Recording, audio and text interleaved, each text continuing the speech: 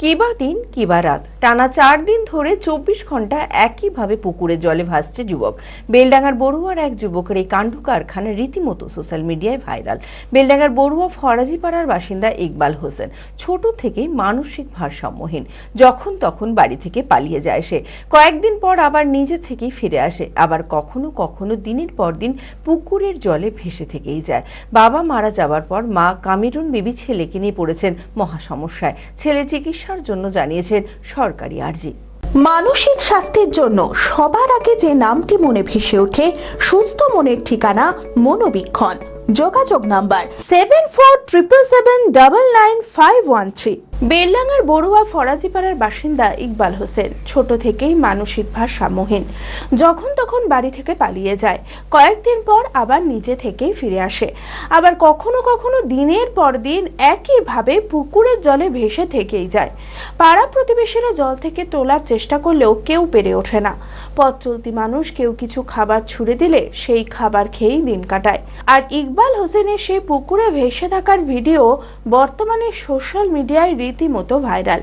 সব পুকুরে ভেসে বেড়ায়, এখানে অনেক কদিন ধরে আসছে, 4-5 দিন ধরে ভাসছে। আপনার রায়ের দিন কোনো সময় উঠে না, সব সময় ভাসতেই থাকে।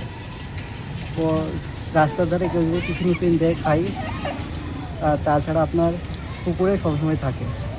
এইখানে তো 4-5 দিন ধরে আছে, আর অন্যান্য পুকুরেও থাকে না। খাওয়া দাওয়া ঠিকঠাক করে না, কেউ যদি দেয় এক একটা খাবার তাহলে খাই।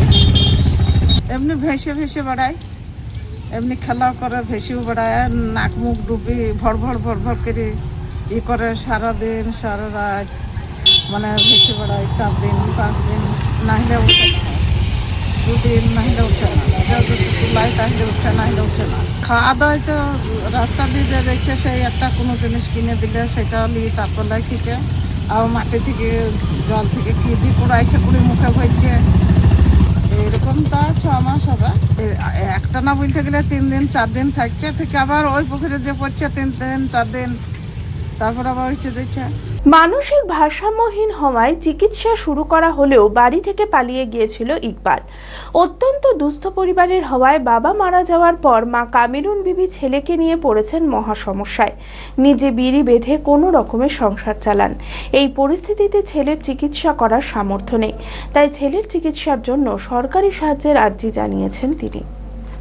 ও তো চলে যায় বাড়ি থেকে, যে আসে না, 4-5 দিন থাকবে, পানিতে পড়ি, উঠে না আসবে না, দিয়ে 1 মাসও কাটি দেয়, 15 দিনও কাটি দেয়, ঠিক থাকে না। দিয়ে আবার আপনি তখন সব তুলিয়ে দিয়ে মানুষে দেখুন, আপনি আবার তখন চলে আসে ধীরে ধীরে, এসে দেখুন ঘুমায়, বাড়িতে খায়ও না, দেয় না, ঘুমিয়েই পড়ে থাকে, উঠতে পারে না। আমাকে সেবা যত্ন করতে, আমাকে খাওয়াইতাম, বিড়ি বাদি দিয়ে খাওয়াই। আর একটা ছোট আছে ওর ভাই, 8-7 বছর বয়স, প্রায় 2-3 বছর হলে ওইভাবে বেশি করছে। আস্তে আস্তে ওর বাবা মারা যাচ্ছে, 1 বছর হয়েছে না, আস্তে আস্তে বড় হয়েছে, আর ওইভাবেই হচ্ছে, বড় হয়েছে। আগেও ভালো ছিল, ছোটতে বাড়িতে যেত না, 2-3 বছর না আস্তাতেই বেশি পড়ে থাকে। ডাক্তার মেন্টাল হাসপাতালে দেখাইছিলাম, কাগজপাতি করেছে ওর লেগে, তাও হয়নি, যেতে পারতো না, থাকে না বাড়িতে, 1 মাস ওর থাকে না, কমনে চলে যায়, ধীরে ধীরে আসে না দিয়ে, তখন আবার আপনি আসে। 2বার দুয়ারে সরকার লিখেছিলাম, তাও পাইনি টাইমে। কে খোঁজলে আর তো মানুষ নাই, বললে সবাই ওইটাই শুনতে পায়। আজকে ফেসবুকে দেখলাম একজন ওদের বাড়িতে বললো ইকবালকে পানিতে পড়ে আছে। আমি যে কিছু করার নাই, ও আপনি যে তুলে দেবে তখন আসবে আপনি ধীরে ধীরে। সরকার ওকে যেন কিছু দেয়, বেকার কিছু তো খেতে করে না। আমি বিড়িবাদী, বাপও নাই, ছোট ভাই ইনকামের মানুষ নাই, ওকে যেন কিছু সাহায্য করে সরকার।